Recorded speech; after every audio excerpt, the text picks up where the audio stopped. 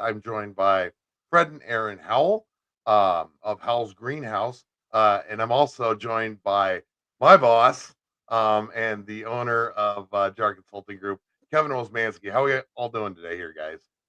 Good. Good. Doing great. This episode's been a long time coming, Fred and Aaron. We've been talking about this, haven't we, for a while? Yes. Yes, you have. There you Pestering go. me about it. We can see how excited Fred is. Fred he doesn't want to be out working on the farm. He doesn't want to be building things right now. He wanted to sit down and actually get in front of a camera. So Aaron, I'm guessing Fred's been probably pulling at your arm for the last couple of months to get this going, right? Sure. I've been super excited. Oh, all right. Well, listen, we've been looking at this for a while. Aaron and we've been talking about this. So I get to be a part of this initial episode. So, all right, Fred, really tough question coming your way. Tell us what is Howell's Pumpkin Patch and Greenhouse. And we're going to dive into learning more about the history behind Howell's Pumpkin Patch and Greenhouse and dried florals and all the other cool things. So go ahead, Fred, tell us, just start off with some background about the farm. Well, Howell's Pumpkin Patch, where everybody's happy place. That's why they come. It was originally purchased in 1878 by Nelson Howell. And at one point in time, there was 2,000 acres, but I'm the fifth generation, and every generation screwed up somewhere and sold parcels off. And anyway, there's 800 acres still remaining. 50 acres I use for my agritourism enterprise. And it all started in 1985, middle of the farm crisis, and I just came home from college, and alternative crops were a big deal. And we heard a rumor of some lady 60 miles from here that could make tens of thousands of dollars from a fraction of an acre of dried flowers. So I planted 4 kinds of status, straw flowers, and I didn't know what the plant looked like. I didn't know what the flower looked like. I didn't know how I was going to market it. I just started taking it to farmers market and learned the hard way. Made lots of trips to the burn barrel. So anyway, over the years, it's just evolved. We added the pumpkin patch. We added mums. We've added a greenhouse. We tried strawberries. We've tried lots of things. Asparagus. Now we have goat cuddling, so everybody can come and decompress, holding a baby goat.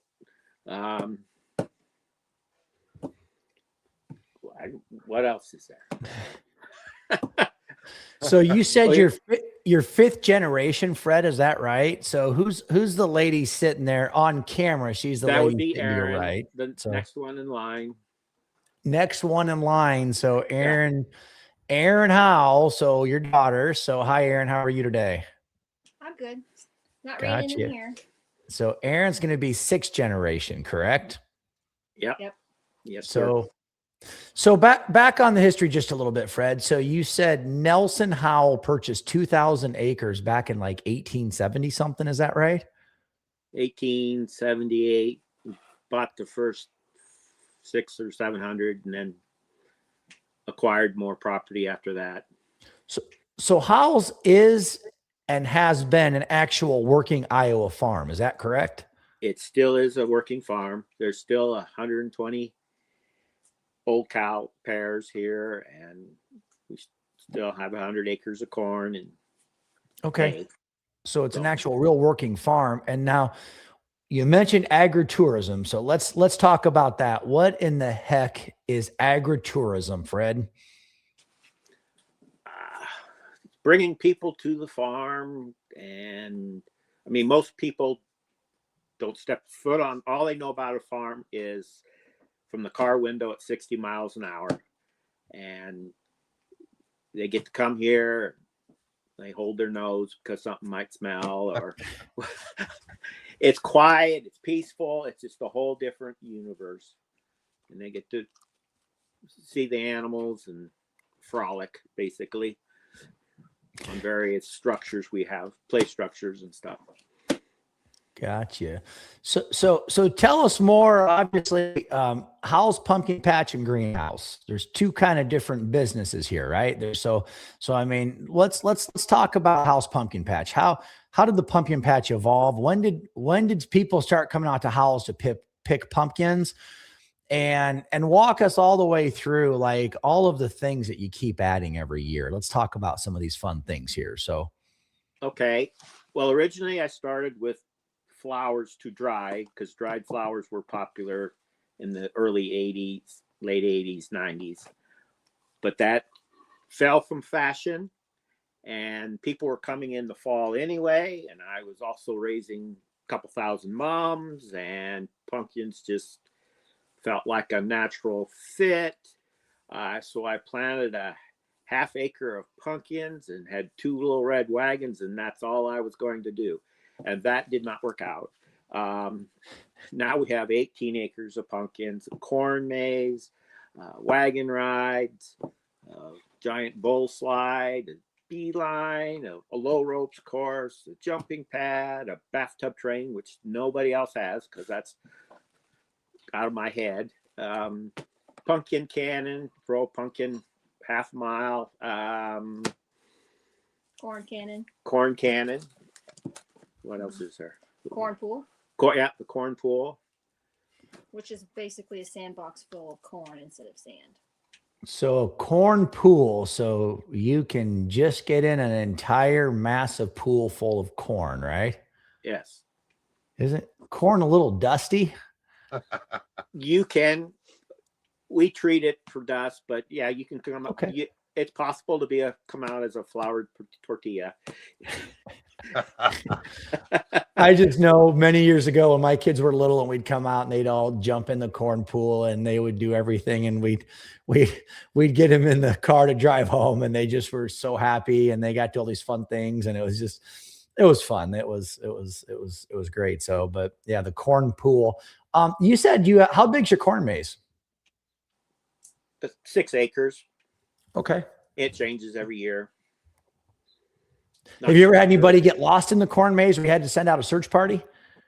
Yes. Sadly, yes. You said you weren't going to tell anybody I did that, Fred. He was an adult too. It was wonderful. Gotcha. So the pumpkin patch started as an offshoot, and now today, Howell's Pumpkin Patch is one of the largest pumpkin patches in the entire Midwest, which is pretty exciting. So, I mean, you definitely are underscored in how big it's gotten. So, I mean, I know there's tractors and there's wagon rides that take you out to the pumpkin patch. There's just so many things going on out there. So, what do you attribute all that growth to, Fred?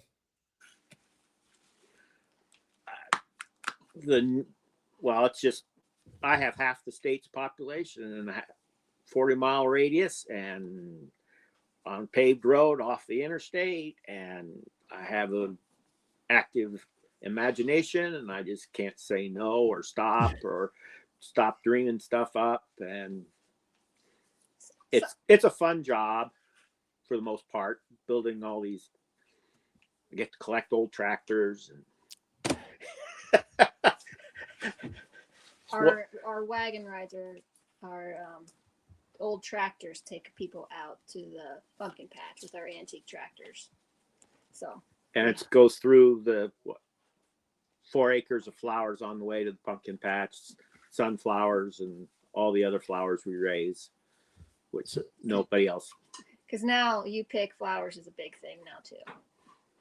That's another draw.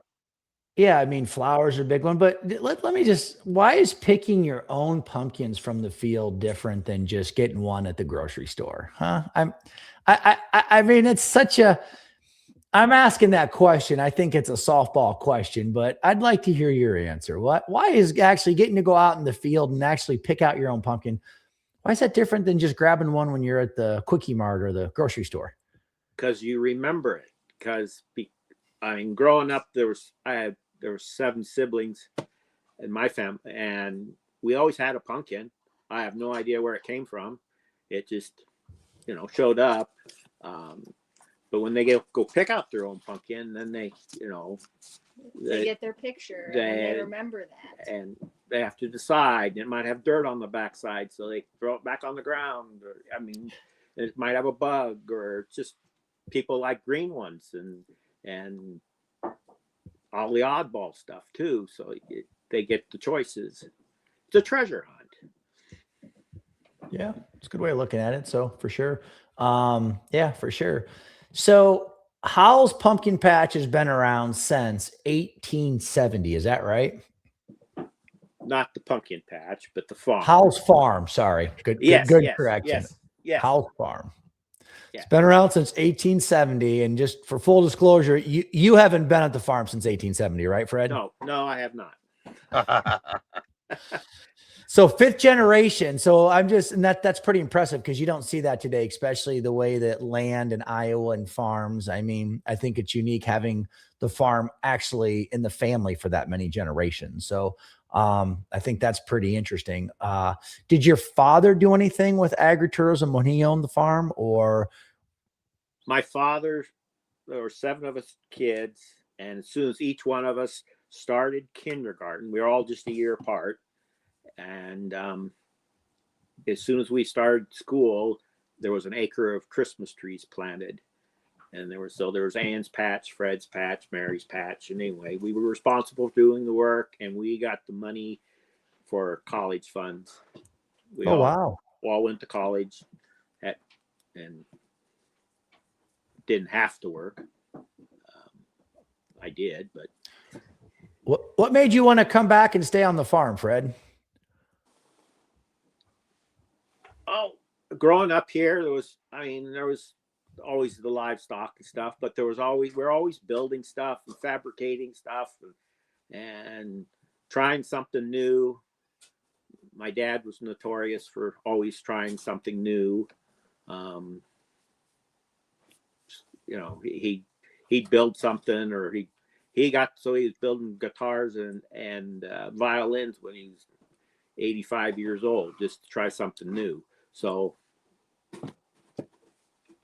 it's just this fun job. I always get to try something new. Gotcha. So we've talked a lot about the pumpkin patch. Tell us a little bit about the actual greenhouse. So obviously, Howell's Pumpkin Patch and greenhouse. So is it just dried floral? Is that all you still have nowadays, Fred and Aaron? Well, up in the loft of the barns, dried Right. florals. Out in the field, there's all these flowers you can pick.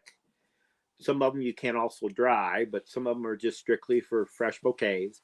The greenhouse we're basically we're a small garden center in the spring, and you can get your hanging baskets and containers and Patio pots and bedding plants. We kind of specialize in bigger plants, healthier plants.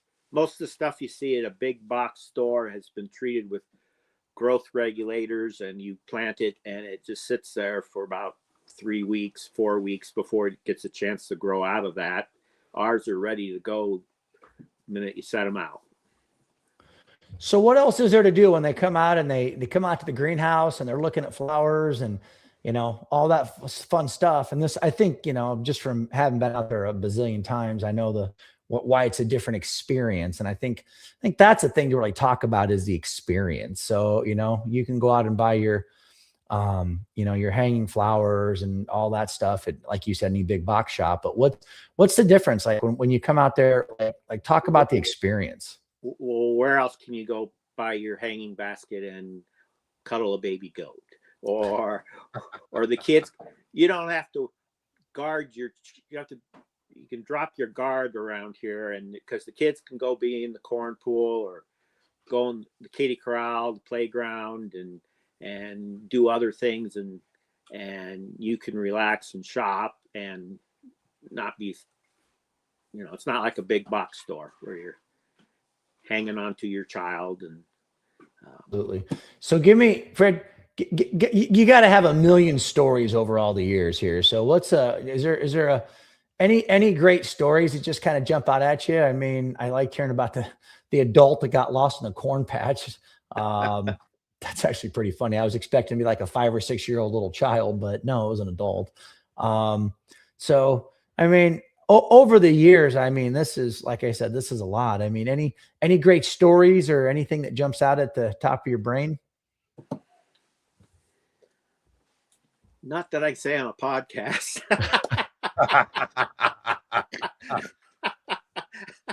Maybe you should turn this one over to Aaron. Yeah, yeah. I think Aaron must have really made sure Fred was on the right behavior, because I know you've told me a few funny stories, but yeah, I got you. Talk about the goat cuddling. Oh, what's that, Aaron? Do you have a season you want him to think about? A funny story about a certain Oh, just any good stories. I'll tell you what, I'm going to ask Aaron a question, Fred. So you got to think of a good story, like a good pumpkin patch story, or we want to hear one of your good pumpkin patch stories. Aaron, talk about goat cuddling. You're also getting really well known for goats. Like, when did goats become a thing? Oh, and also, how did you become kind of semi-famous on YouTube with all your goats? Okay, so you might remember something called goat yoga, and that Oh was yeah. like a hot item back in 2017, 2016, when that went viral. And we're like, hey, we got goats, we got a yard, why don't we do that? Someone drew a line in the sand, and I crossed it. So anyways, we wanted to do goat yoga. Wouldn't think I'd do it. But So anyway. we were like, how are we going to train these goats to jump on people and do yoga? So we're like, oh, let's take the little babies we have and let's kind of give them a treat with a bottle of milk. And then so they'll come up to you and they'll want to, interact and you want your attention. Because the goats we have are Nigerian dwarfs, and they are natural climbers. Like, they love playing and jumping on people. So then we started, let's have people come out and help us bottle feed these goats. So, and then that pen was so busy with people just bottle feeding the goats, because they're like, oh, for $1 you can bottle feed these goats. And 30 people would show up to feed 5 or 6 goats. Yeah, and it was crazy. It was crazy. So then we did goat yoga for a couple years, and it wasn't, I mean, I feel like trends come and go. So people, they would spend the money on the goat yoga, but then all they want to do is cuddle the goats. So we decided just to open up the farm for goat cuddling. We don't do the yoga, but the goats will still climb on you. If you wanted to do, a plank, they will still climb up and jump on you. So you can get that picture. Goat yoga became just a goat with a picture with a goat. Yes. Yeah, and and it was hard to find a yoga instructor to teach goat yoga, to participate. It was a little different. It was a little different. So it just became goat cuddling, and people stuck around for hours.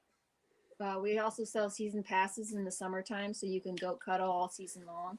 We start goat cuddling May 1st through Labor Day, and there's many adults that come out and have a season pass, and they just sit with the goats for hours. They bring their lawn chairs, and it's like their version of therapy. Instead of going to someone to talk to, they go to the animals and sit with them and cuddle the animals. Sitting with it's like sitting with a box of puppies, but you're not guilted into taking it home. I mean, it's going back to staying on the farm, and you don't have to take it home. And everybody has their favorite goat that they visit on a regular basis, because everybody's got a name tag. Well, and so, Aaron, what happened on YouTube? Because you started live streaming your baby goats on YouTube, didn't you? So there was this one goat, I think her name was Sam, and she was in labor. And I was like, oh, I'm sure my people would love to see this. So I started recording it on Facebook Live, and it just blew up. Millions of people saw it within like 10 minutes. It was super crazy.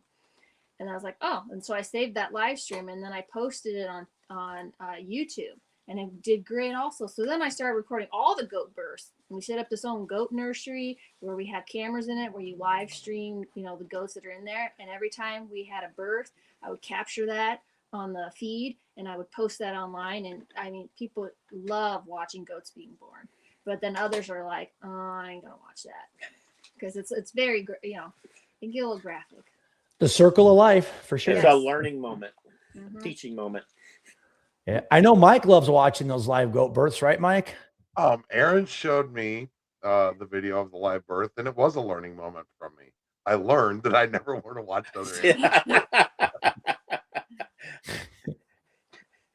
We have like 60 moms that give birth all through the summer, and so I'm used to it by now. It doesn't bother me. I got you. All right. So I got a really tough question for you, Fred, here. This is coming back to you. So what makes Howell's different from every other pumpkin patch in Iowa or just in general? We're still a farm. We are not a carnival on a flat spot next to a farmstead. We have so many trees, and it's shaded, and it's a pretty farmstead with full-grown trees and white picket fences. Yeah, you have to explore the place. Not everything's just off the sidewalk, because there is no sidewalk. You have to go around the corner around this building and discover something new and different. Gotcha. And there's so much to explore, but I mean, there's just so much. You can't even get it all in one first episode. But I mean, you know, gift shop. And I mean, you guys have a little cafe type thing out there. And I mean, I always get something to eat. And then there's the beverage cart. I mean, it's interesting because, like I said, it's just my experiences. I've seen that. So, so much to capture. We won't even get it all in this first episode, but yeah, I would agree with you. That's definitely what makes it different is it's a working farm. It's not going to what'd you say there, Fred? A carnival atmosphere? Yeah. Because so many of them are like that. Yeah. I know my children always loved, they would get in the giant hay wagon on the tractor, and it drives you, I don't know, a good 10 minutes out, and you get off in the corn maze, and then you're like you said, you're picking out your pumpkins, and it's just it really is just being on a real farm. And I think people don't really find that today. So yeah, I would agree with you on that. Any funny stories before we wrap up here, Fred or Aaron? Anything you can share with us? They're not appropriate. I don't think so. All right. Well then, Aaron, what are the top 3 things to do at an tourism place like Howell's? What would you tell me the top 3 are? Feeding the animals. Playing the playground, definitely the playground. And just being outside and learning how farm life is or works. Gotcha. Great. Mike, anything I'm missing here for wrap up this first one? You can take my job, Kevin. I don't want your job, Mike. You did great today. I mean, I don't want my job easy. Though. I just was excited. We finally got this going, and I just know how much Fred's been on us for all these years, Aaron, to get going with the podcast, right? Right. Yes. Yeah. He's up with times. Yeah, but I remember when I started working for you about 6 years ago. I remember you talking about how Fred wanted to do these podcasts. Yes. And Kevin just resisted, but Yeah, Fred, you finally talked him into it. Yep. Everybody's been holding Fred off from doing this. So, Aaron, I wonder how, it's going to take a mountain to get him back on our next one. So, but anyways. All righty. Well, that kind of rounds us out. So this was just great learning about Howell's Pumpkin Patch. And like I said, this is kind of fun for me because I don't ever get to step in here and do this. So we'll learn a lot more about Howell's farm experience on our next episode. So have a great day. Take care, everybody. Thanks, Kevin. Thank you. Bye.